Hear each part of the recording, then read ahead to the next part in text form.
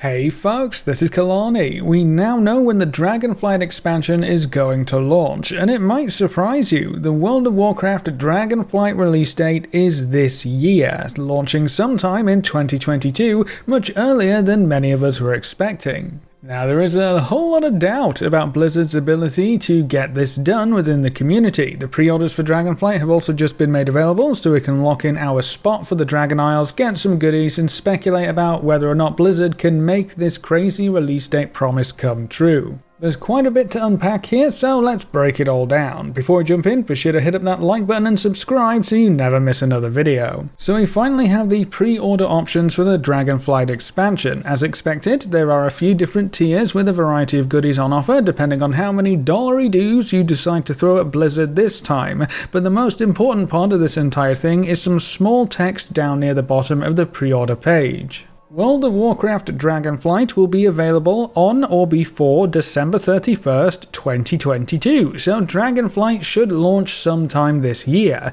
They kind of put a cap on it with this announcement, so they could be aiming for one of the earlier months to keep the expansion launches around October or November, or they could use up the entire year and launch during the holiday season of December. As long as it's before December 31st, it's kind of in the cards, you know? Now, this date isn't hard and fast. I believe these dates are required for anything with a pre-order. It's like an expected release window kind of thing. It's interesting to note that even though Shadowlands was delayed, they actually used the same date for the initial pre-order window, on or before December 31st, 2020, and that happened. They made that window. So while this could definitely be delayed at some point later on down the line, I have to assume that using December 2022 as the pre-order date limit, that means it's their goal, right? They expect to be able to deliver this game before the end of the year, assuming nothing terrible happens, like the game being received very, very poorly and everyone saying it's garbage. If they absolutely knew that the game wouldn't release until, say, March 2023, that's the date we would see here. And just in case you were still in doubt, there was actually a press release where they said, and I quote, "We are thrilled to share that we'll be bringing our next expansion to players later this year. Dragonflight is a return to Azeroth and the freedom and exploration that World of Warcraft is known for." So there we have it, probably a lot earlier than most people were expecting. Between the slow pace of Shadowlands, the fact that we're getting a whole extra season to hold us over, and that we haven't even seen the alpha start up yet, a release date for 2022 seemed way too early. But I guess Blizzard is trying to surprise us with this one. We will be heading to the Dragon Isles before 2022 comes to a close. Let's just hope it's a good surprise.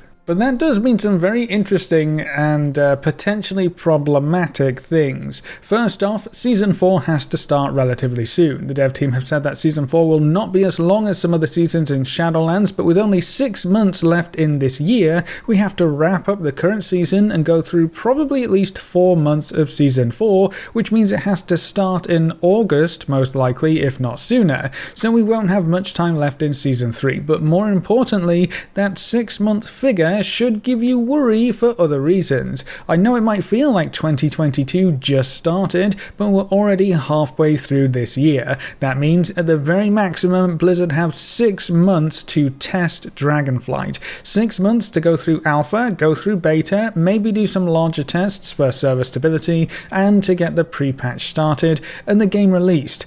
That's not a lot of time. For example, Shadowlands started its alpha testing in early April and eventually released in late November. So that release date is only 1 month before the absolute latest they can release Dragonflight, but by this point, Shadowlands would have been in alpha for 2.5 months. In total, there was about 8 months between the start of alpha testing and the release of Shadowlands, and we all know how that turned out. So we're already 2 months shorter than that, maximum, and the alpha hasn't even started yet. If they don't start testing in July, that's going to be a huge red flag. Obviously, a small window is not great for testing, but the bigger problem there is that it doesn't really leave much room for iteration or change. I know the dev team have said that Dragonflight is pretty far along in development, and it would have to be if they plan on releasing it this year, but that doesn't mean it's finished or even in a good place. Testing doesn't really mean that much in the grand scheme of things if you don't also leave yourself enough time to act on feedback. That was one of the main complaints of Shadowlands in the testing period, not listening to feedback.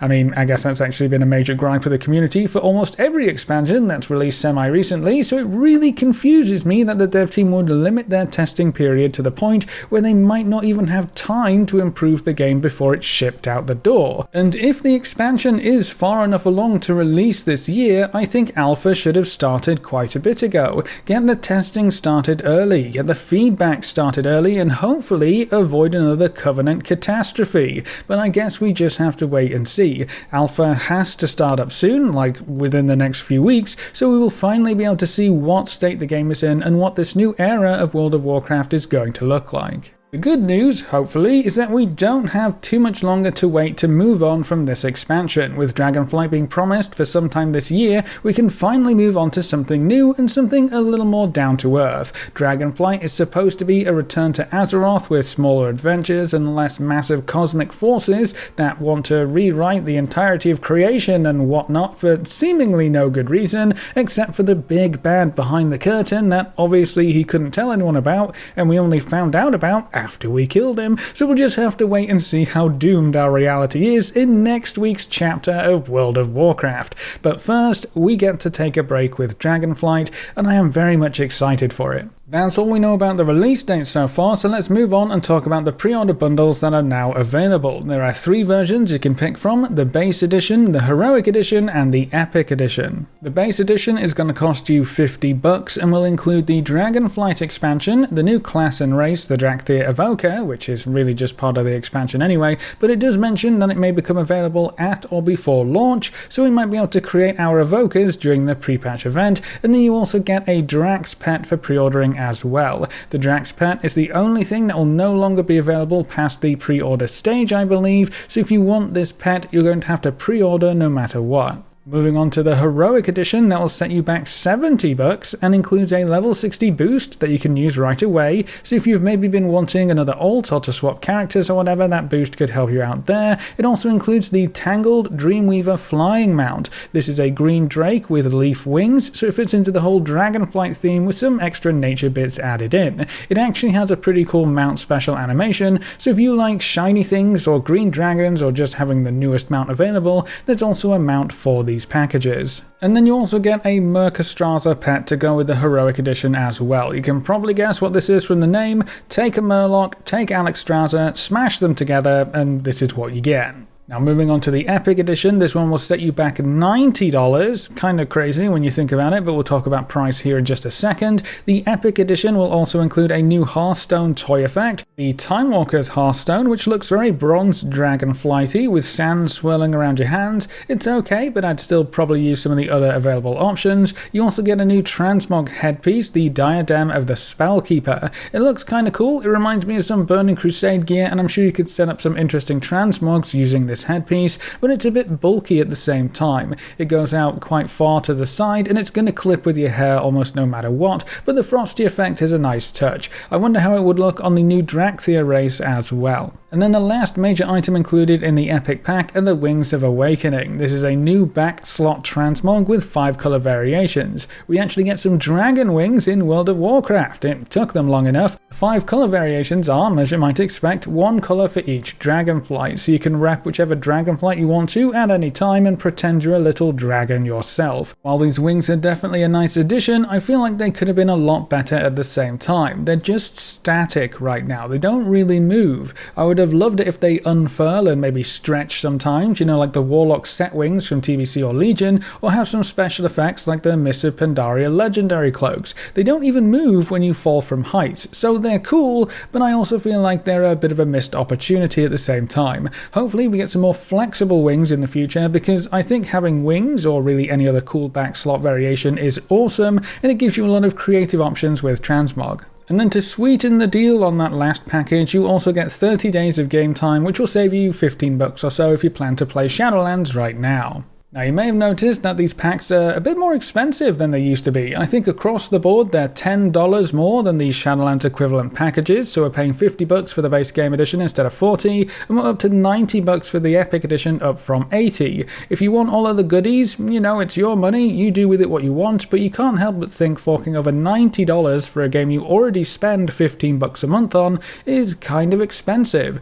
You can add up the mounts and how much they usually cost on the store and come up with a reason that the $90 price tag is actually a good deal, but you're still spending almost $100 for a game that isn't even out yet, and we have no idea if it's going to be good. If you want to take things one step further, you can opt for the collector's edition of Dragonflight. This one will cost you $130 and includes a few physical goodies as well. You'll get the Art of Dragonflight hardback art book, an Alex Strasser mousepad, and a set of 5 Dragonflight pins. Kinda cool if you like to collect physical pieces, but the price tag is quite hefty.